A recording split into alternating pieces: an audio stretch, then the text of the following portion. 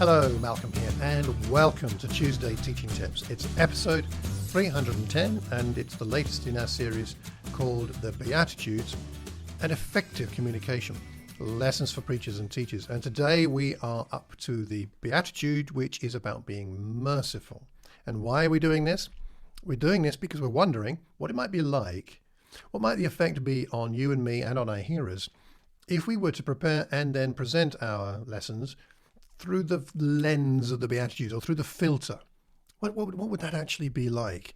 These teachings of Jesus are so significant, we apply them to our lives generally, but shouldn't we as teachers and preachers apply them to the way in which we preach and teach? I think if you look at the life of Jesus, you'll see he embodied this in his preaching and teaching. Now, verse 7 of chapter 5 of Matthew, blessed are the merciful, for they will be shown mercy. Pretty important, right? I think the Beatitude about being meek has to come before this, because the meek are the people who understand who they are and their weaknesses, you could say, and their limitations. And it's in understanding that it helps us then to understand our own and for our need for mercy to become clear to us. So the meekness precedes the mercy. That's helpful. We need to get that down first. Let's talk a little bit about what this means in the Bible itself, the idea of being merciful. Mercy is something that's emphasized in Matthew. There are several references I'll put in the show notes. And in fact, if you want to really, one book in the Bible that describes and talks about mercy more than any other, it might be the book of Romans. Tons of stuff in there. Have a look at Romans if you want to understand that better, especially from a New Testament perspective. Why is mercy important? Well, God is merciful. That's the bottom line for all of this, isn't it? Ephesians 2 verse 4, it says God is rich in mercy. So you and I as preachers and teachers, we're not going to use mercy as a technique or a tool.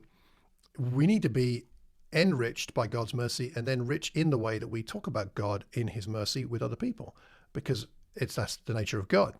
So our aim is not to salt our lessons with a bit of mercy. Our aim is to be rich in our mercy in the way that we preach and teach. Jesus, as ever, is our example. He enjoyed showing mercy to so many people. Even on the cross, he's merciful. Forgive them, they do not know what they are doing. Which inspired, I'm sure, Stephen, when he was martyred, again, to ask God to forgive those who were responsible for his death. Onesiphorus is held up as someone who can look forward to God's mercy, 2 Timothy 1. Other examples in the Bible of merciful people would include Abraham rescuing his undeserving nephew Lot, Joseph forgiving his family, Moses with Miriam's leprosy, David sparing Saul when he's hiding in the caves. A lot of mercy in the Bible, and it's lifted up for us to see, to imitate. So what does it mean for a preacher or a teacher? Well, if a preacher or teacher like you and me is fully invested in mercy, really desiring it, valuing it, then we won't use the pulpit as an opportunity for revenge. Let's be honest. It happens. I know I've done it. It was a long time ago. I don't do it now. I pray I never do it again, but I have done it, sadly. Use the pulpit as an opportunity for revenge. Someone's offended me. I'll preach a point that's really for them. And it's not really to help them. It's to make me feel better, to get revenge. That's a terrible thing to do. Don't do that. But if we're fully invested in mercy, that would never even occur to us, because we're grateful for the mercy we've received. Therefore, we would be merciful to others, even if they have hurt us in a way that's not deserving. And if we are accepting of our need for mercy, we will gladly offer it to others, unlike the Pharisee compared to the tax collector in Luke chapter 18. If we know our need for mercy, we will show it to others. And as we do that, we will become more Christ-like and more able to help our audience to become more Christ-like. Also, a merciful preacher or teacher will not stand above their audience. They'll stand alongside to assist them. We preachers and teachers are not there to judge our audience. We're there to say, we hope what we have here will help you as we help one another to become more Christ-like. In Matthew 7 verse 2, in the same way you judge others, you will be judged. With the measure you use, it will be measured to you.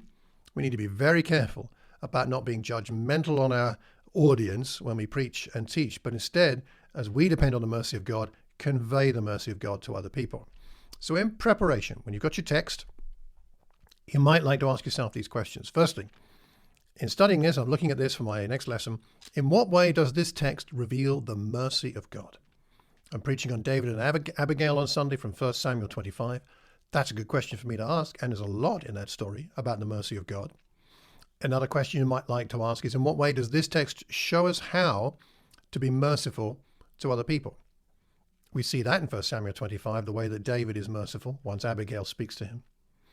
And then you may want to pray about your conclusions, asking God to help you live out the fruit of your study that week by looking for opportunities to be merciful to people. That's got to be my prayer, that this week, before I preach this passage, that I will find opportunities to be merciful to people, and that will help me to live it. Because if I live it, I'll preach it a lot better, won't I? And what about in our presentation? In our presentation phase, we should remember that we are a Christian preacher and teacher, and that we are talking about Christ, and he is merciful. So we must make sure that we convey that Christ's love, that he loves being merciful. He enjoys it. He doesn't have to be cajoled into being merciful. And we want to convey the mercy of Christ to those we're speaking to so that they can be inspired by it. Remembering that in Hebrews chapter 2 and verse 17, it says that he became a merciful and faithful high priest. That's in his nature. It's his purpose. It's a lot of his meaning. Or chapter 4, we can approach the throne of grace with confidence so that we may receive mercy and find grace. God wants us to come there. We don't have to shape up. We just need to approach. And that affects the way that we preach and teach. You may want to consider your natural tendency. Perhaps you find it very easy to preach about mercy. Perhaps you find it hard. I realized a few years ago that I found it a lot easier to preach about judgment than mercy. That was a shortcoming in my preaching and teaching, and I've corrected that, I hope, effectively. There are times to talk about the judgment of God, not my judgment, but his judgment. But we must, I would say, major on the mercy, because it's the love of God that enables all the other things that are good about God to become a reality for us. Commenting on the nature of Jesus in Matthew chapter 12, the author says, quoting from the Old Testament, "A bruised reed he will not break. A smouldering wick he will not snuff out, till he has brought justice through to victory." Bruised reed he doesn't break, smouldering wick he doesn't snuff out, gentle and merciful. That's the nature of our Messiah. There are many benefits for us and our hearers if we take this approach of being merciful.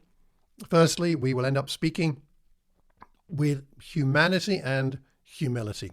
We'll be a real normal person, not some judgmental preacher. Secondly, in doing it this way, we will reveal the heart of Christ, that merciful heart of Christ. We'll reveal that better to the people listening to us. And prayerfully then, we will then inspire and motivate our hearers to Christ-likeness, perhaps particularly in this area of being merciful with one another and those in the world. Well, next week we're going to go on to the next Beatitude, the 6th Beatitude. But for today, I'd like to know what you think about this one. How can you and I preach and teach in a way that is informed by this Beatitude, that is preaching and teaching as a merciful person, trusting that if we do so, then we will be shown the mercy of God? Let me know what you think. I would be very grateful for that. So drop me a message. malcolm@malcolmcox.org is the email. You can go to the website, malcolmcox.org. If you would like my newsletter, then sign up there for the newsletter, and I'll send you a free copy of my ebook on how God grows his people. If you know anybody that might benefit, please pass the link on. Subscribe, notification button, bell thing, all that kind of good stuff.